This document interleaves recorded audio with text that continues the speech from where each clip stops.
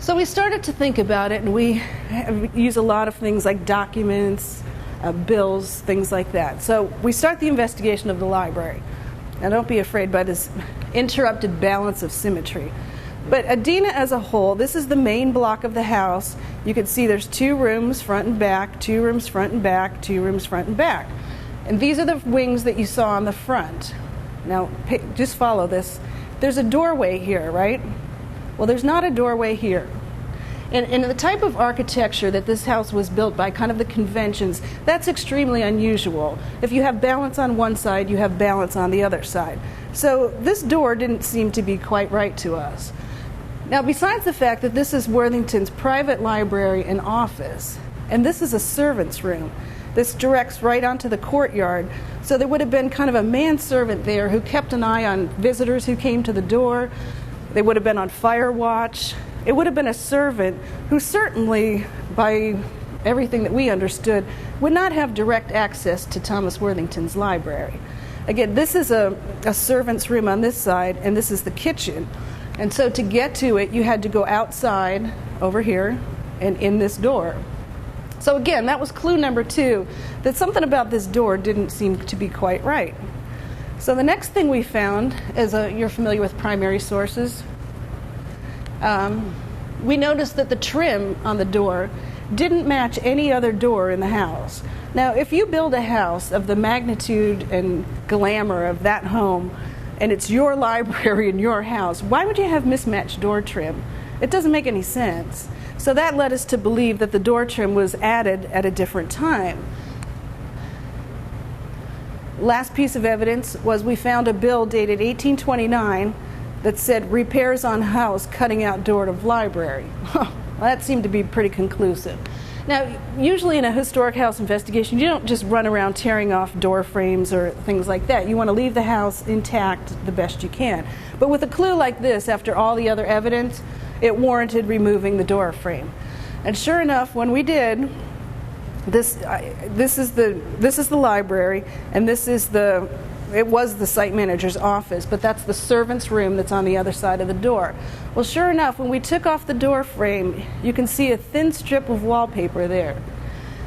Because the door frame had been added over it, we knew that that was original wallpaper that dated to about 1807 to 1810. Now, that's a huge, exciting find when you're in a field like this. To find original wallpaper intact is pretty much the most exciting thing that can happen in your day.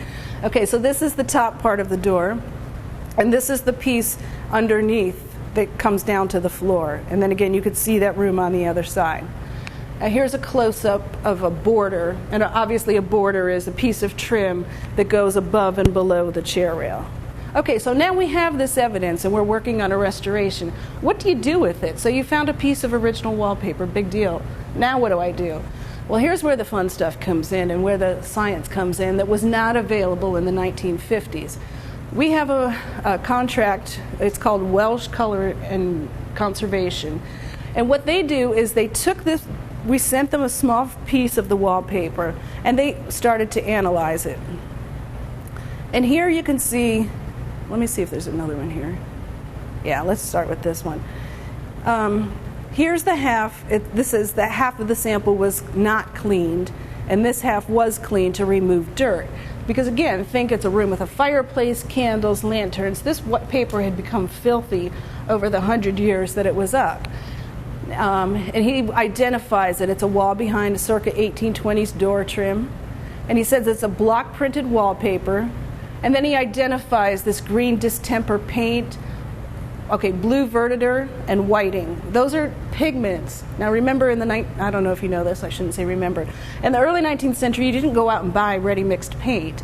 You had to get pigments and grind them up and then mix them with a binder and linseed oil, and every batch was different. So even if you painted a room, there could be different shades within the room because every batch was created. Okay, so he analyzes this. And here's another section.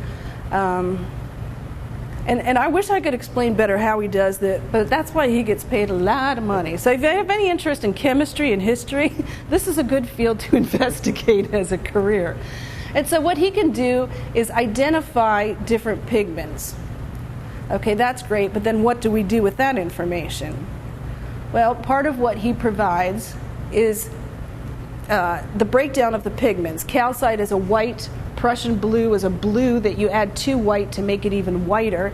A yellow ochre is a yellow-based color. Blue verditer obviously is blue, and black is made of lamp black. So the next step is to provide us with a chart like this so that we understand what those colors actually look like. Now the interesting thing, well, let me move ahead and then I'll come back to this. So from this information we were able to identify what the pattern was, and part of that is we contracted with another company who makes wallpapers in the same way that they were made in the early 19th century. Now, paper was made, there were no walls of wallpaper. You could touch this to get a feel of what it feels like. Wallpapers could only be made in sheets this size because they could only be as wide as a man could dip the paper into the screen.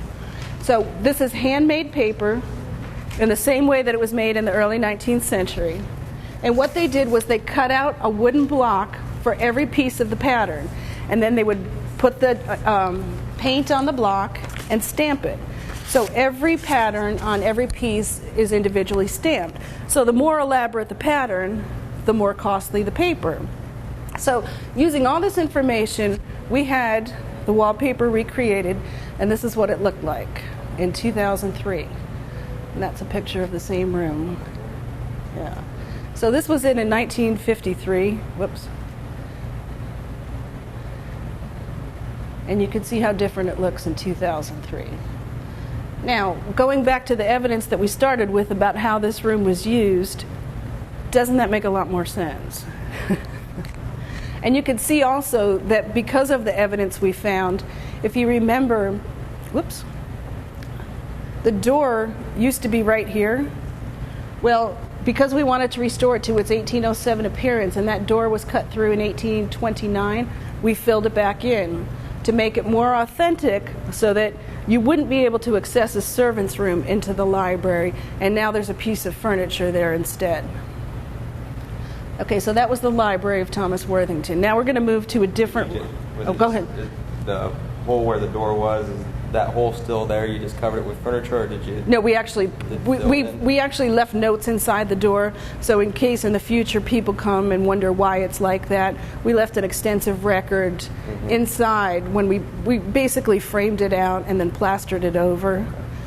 And so it's kind of there, but it's not there. If anybody ever wanted to break through that again for some reason, we left kind of a rationale of why we did what we did.